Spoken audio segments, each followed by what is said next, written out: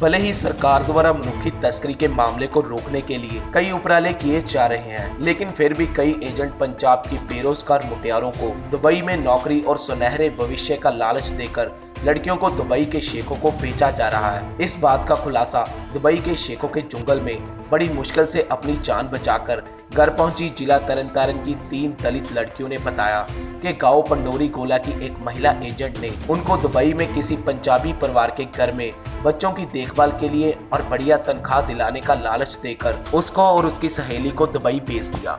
उन्होंने बताया कि दुबई पहुंचते ही एयरपोर्ट के बाहर निकलते ही हमारे मोबाइल और पासपोर्ट हमसे छीन लिए गए। उसी वक्त हमें भय हुआ कि हम इनकी जंगल में फंस गए हैं। उन्होंने कहा कि हमें 2 दिन तक कमरे में बंद करके रखा गया और बाद में हमें अलग अलग शेखों के घर में पहुंचा दिया, जहां हमें शेखों ने कहा कि या तो आप डांस बार में काम करो या फिर घर में, जिससे हमने बारगल काम ना मंजूर करते हुए घर के काम के लिए हाँ कर दी। वहाँ भी हमारा बहुत बुरा हाल किया गया। हमने जब घर जाने के लिए कहा था हमें धमकियां देने लगे, जिसके बाद किसी न किसी तरह से हमने अपने घर पर पूरी बात बताई तो किसी सियासी नेता ने विदेश के मंत्री सुषमा स्वराज ने दुबई के स्वदेश मंत्री और पंजाब सरकार से बातचीत कर कार्रवाई को अमल में लाते हुए इन 3 लड़कियों को सही सलामत उनके घर वापस भेज दिया गया। इस संबंध में जांच अधिकारी डीएसपी प्यारा सिंह ने बताया कि एजेंट जो केरला का है और महिला एजेंट के खिलाफ मामला दर्ज कर अगली कार्रवाई शुरू कर दी गई है। मेरे नाल गलबात हुई कि मैं जो गई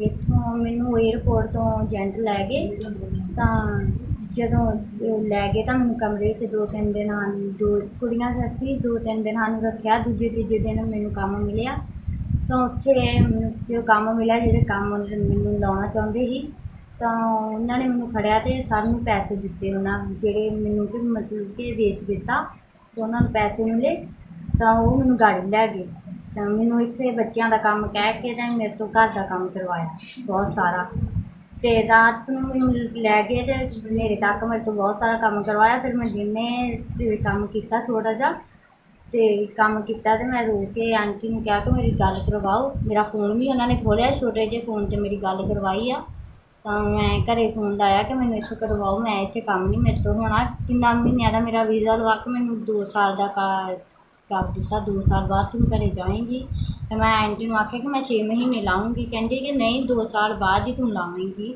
2 साल बाद तू जावेंगी, तेरा असी आप ही टिकट करवावांगे तो तू जावेंगी। मैं क्या नहीं आंटी मैं नहीं इत्थे रह सकती, मेरी गल करवा दो। फिर मैं घरदियां नाल गल कीती चोरी तो फिर इन्होंने गल मेरे घरदियां ने की कि कहते चलो मैं असीं कुड़ी नूं लै आउने आई हाँ। मैं आख्या कि तुसीं पैसे इकट्ठा करो छेती मैनूं बुला लो। तो मैं सर नाल भी गल की, सर कहते नहीं तू घरे नहीं जा सकती, तू इत्थे काम ही कर। मेरे तो धक्के नाल काम करवाउंदे सी तो उत्थे मैं सानू नहीं दस्सिया कि मैनूं तो इस तरह धमकी दित्ती आ। उत्थे मैनूं धमकी मिली आ कि कहते जे तू काम ना किया, जे तू रोई तो तेरे च थप्पड़ वजणगे। तो मैं रू के मैं फिर उन्होंने कहा जिथे मैनू तुम लैके आए हो उत्थे मैनू लै जाओ। तो मैं उत्थे चली गई तो सर मैनू कहते कि तू इत्थे कातों आ गई है। तो मैं आख्या सर मेरा जी नहीं लगता, मैं पंजाब भेज दो। तो बोले कि अपनी मम्मी डैडी नूं घरदियां नूं कहो कि 1,80,000 पाउण तो तेन लै जाण। मैं बोली कि सर मेरे माँ बाप गरीब आ, 1,80,000 साढ़े तो नहीं होणगे। कहते जो मर्जी करो घर बेचो जो मर्जी बेचो, पर जे तू जाना है तो 1,80,000 मेरे दे दो तो चली जाओ। तो मैं बोली कि सर इन्ना नहीं मेरे तो होना। फिर मैं रो रो के कहा कि चलो सर मैं काम कर लैनी हाँ।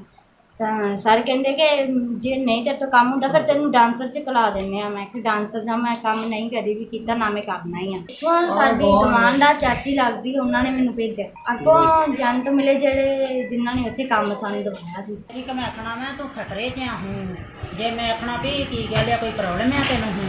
फिर मोबाइल के मैसेज कर करके घले आ कि मैं बहुत रोन रही हूँ। इन्होंने अं फिर कल फोन किया इतना ही भैन भरावां नूं जेडे मुंडे भी जानते जुंदे ही चंगे कहते घुमाते, उन्होंने गांह दी गांह बेचारिया ने फिर नंबर दिता मेरा। उन्होंने मुड़ के फिर तां दी तां गल फिर मेरी मदद की आ रही है।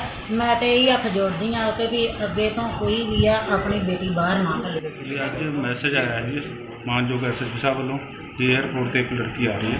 जो इन्होंने एयरपोर्ट जब मिले लड़की की स्टेटमेंट लिखी, स्टेटमेंट लिख के पर्चा दर्ज किया।